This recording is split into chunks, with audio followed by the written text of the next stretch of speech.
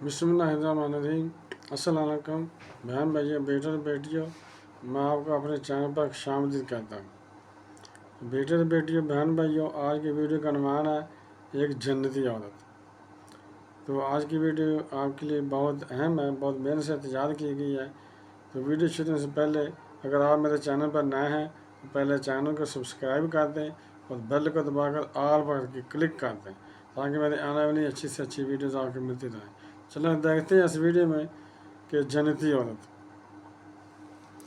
حضرت سیدنا عطا بن ابو رباح رضی اللہ تعالیٰ عنہ سے روایت ہے، فرماتے ہیں مجھے حضرت سیدنا ابن عباس رضی اللہ تعالیٰ عنہما نے فرمایا، کیا تمہیں جنتی عورت نہ دکھاؤں؟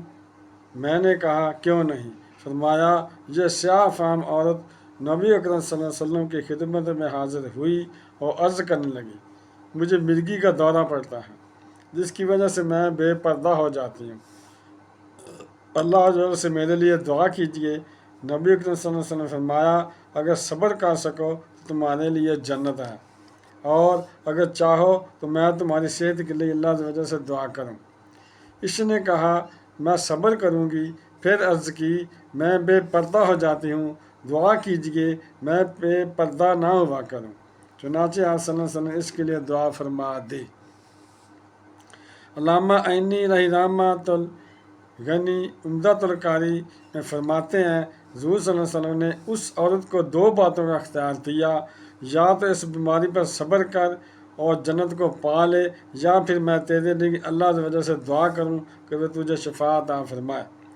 اس عورت نے صبر اختیار کیا اور عرض کی اللہ کی وجہ سے میرے لیے دعا فرمائے کہ دوران مرگی میں بے پردہ نہ ہوا کروں۔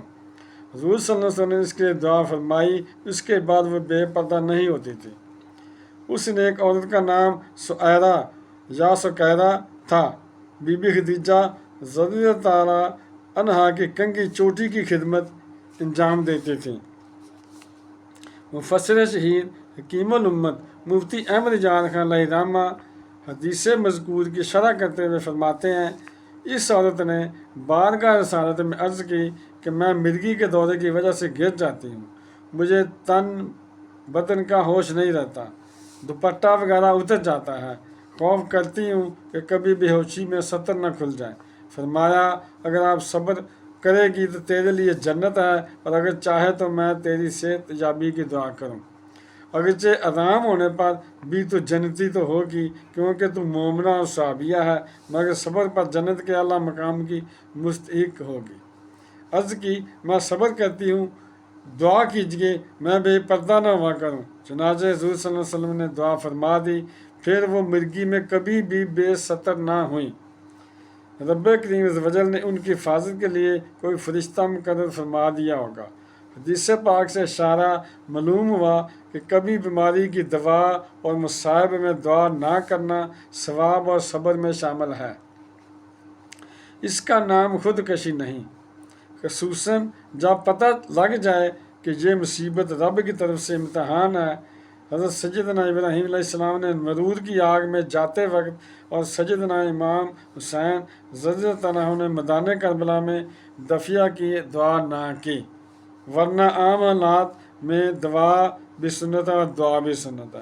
حضور صلی اللہ علیہ وسلم نے اکثر دعا کی ہے، صدیق اکبر حضرت انہوں نے بھی مرض وفات میں دعا کی۔